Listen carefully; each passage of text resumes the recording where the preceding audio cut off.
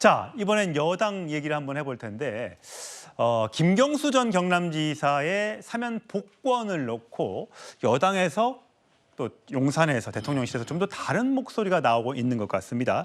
자, 한동훈 법무부 장관 시절에부터 이 사면과 관련된 여러 얘기를 내놓곤 했었는데 저희 관련 발언 준비했습니다. 들어보시죠. 사면은 헌법과 법률에 규정된 절차고요. 대통령의 정치적 결단입니다. 법무부 장관이 거기에 대해서 언급하는 것은 적절하지 않네요.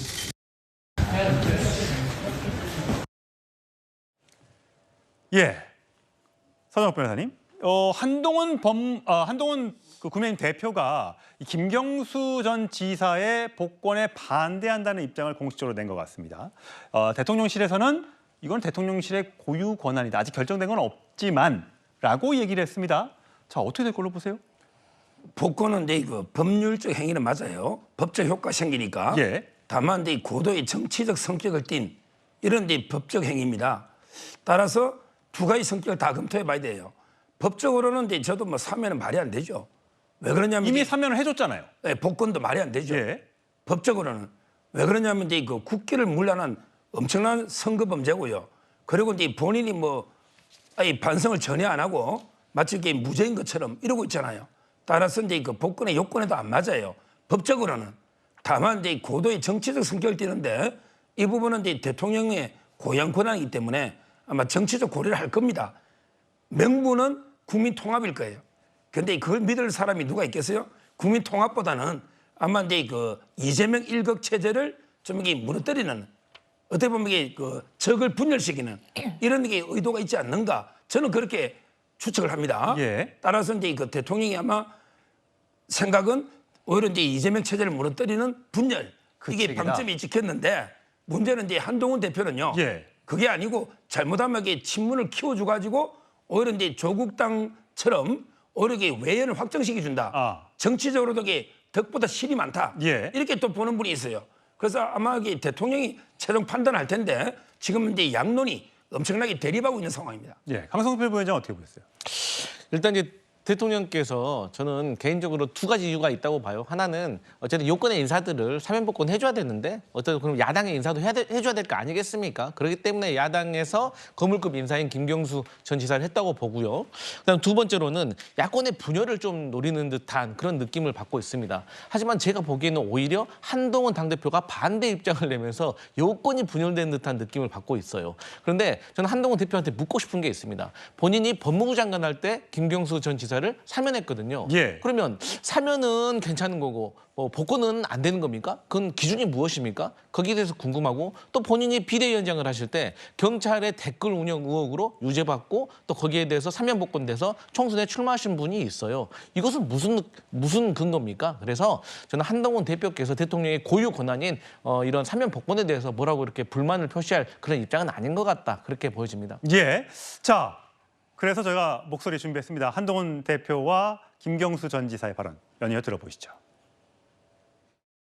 김경수 전 경남도지사는 잔영 집행을 면제합니다. 이번 사면에 담긴 화해와 포용을 통한 국민 통합의 가치를 깊이 새겨 주시기를 기대합니다.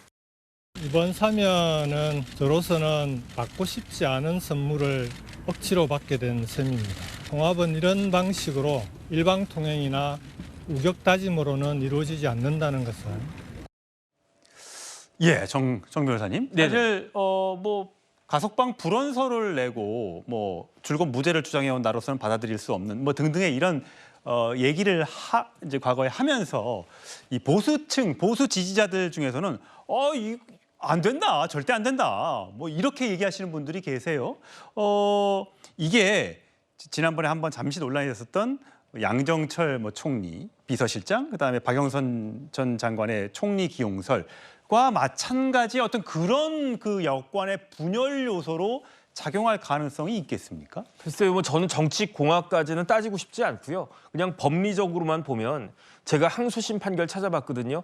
대법원 판결에 이렇게 뭐 구구절절 이야기 없어서 항소심 그 판결까지 찾아봤는데 항소심 법원에서 김경수 전 지사에 대해서 어떻게 일갈했느냐.